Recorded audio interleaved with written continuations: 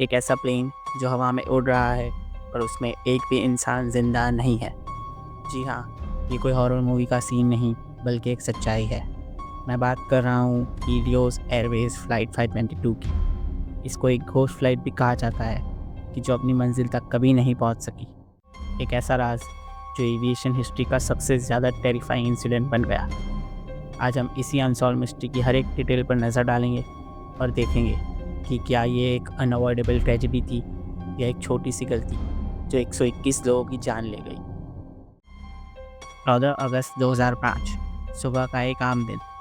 Helios Airways flight 522 ने Cyprus के लरनाका international airport से प्राग के लिए टेक ऑफ किया।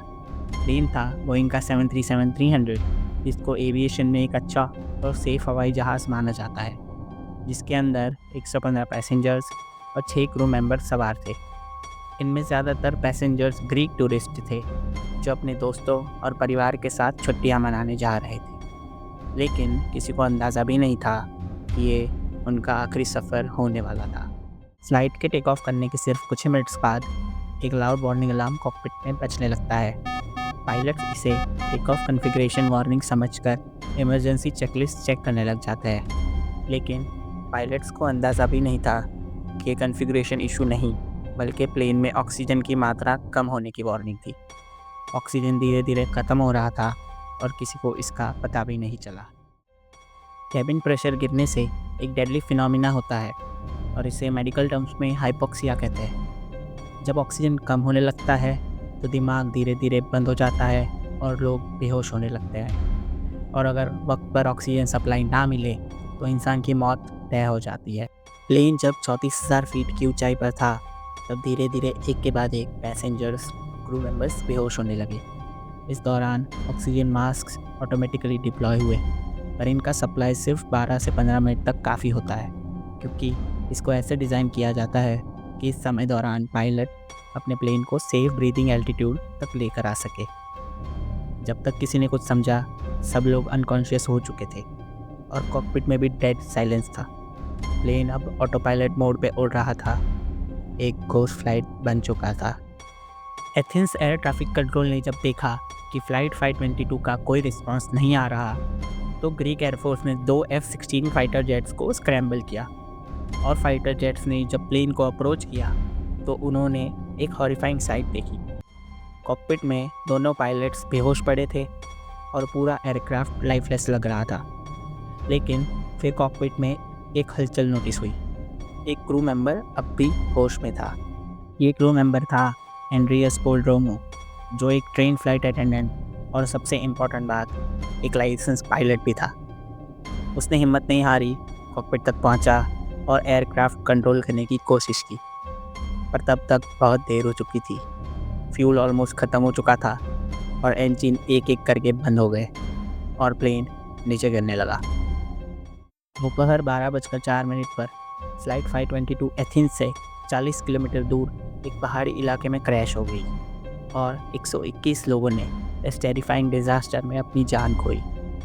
सिर्फ एक इंसान ने लास्ट मोमेंट तक लड़ने की कोशिश की, पर वो भी इस मौत के सफ़र को रोक नहीं सका।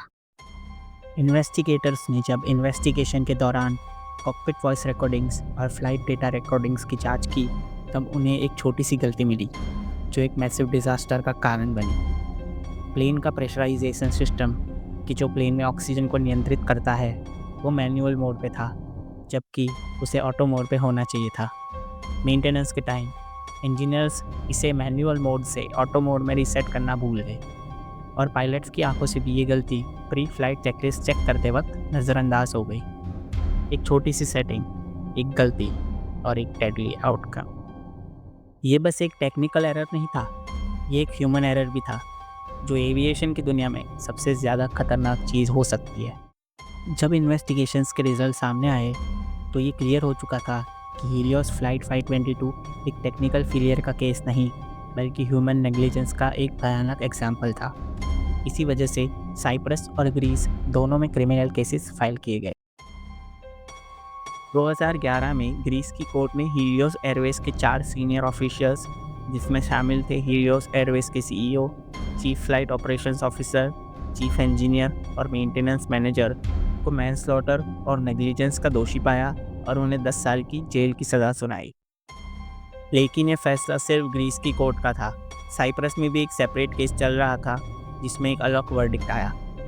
कोर्ट ने कहा कि जो नेग्लिजेंस दिखाई गई थी वो क्रिमिनल इंटेंट के अंडर नहीं आती। इसका मतलब था कि गलतियाँ हुई, लेकिन ऑफिसर्स पर क्रिमिनल लायबिलिटी लगाना लीगली सही नहीं होगा, जिसका मतलब था कि ऑफिसर्स को जेल नहीं जाना पड़ा और उन्हें चार्जेस से रिहा कर दिया गया। हीलियोस फ्लाइट 522 की ट्रेजेडी के बाद एविएशन इंडस्ट्री ने सेफ्टी प्रोटोकॉल्स में कई बड़े सुधार किए। पायलट्स को प्रेशराइजेशन, वार्निंग अलार्म्स और हाइपोक्सिया सिनारियोस पर एडवांस ट्रेनिंग दी जा रही है ताकि वो इमरजेंसी सिचुएशंस में तुरंत और सही फैसला ले सकें। साथ ही एविएशन अथॉरिटीज़ ने घोस्ट फ्लैग सिनारियोस के लिए नए इमरजेंसी प्रोटोकॉल्स इंप्लीमेंट किए, जिससे फ्यूचर में ऐसे केसेस को डिटेक्ट और प्रिवेंट किया जा सके। क्या ये एक्सीडेंट अवॉइड हो सकता था? क्या एयरलाइंस को सेफ्टी प्रोटोकॉल्स और स्ट्रिक्ट करने चाहिए? आपको क्या लगता है? अपनी राय कमेंट्स में ज़रूर बताएं।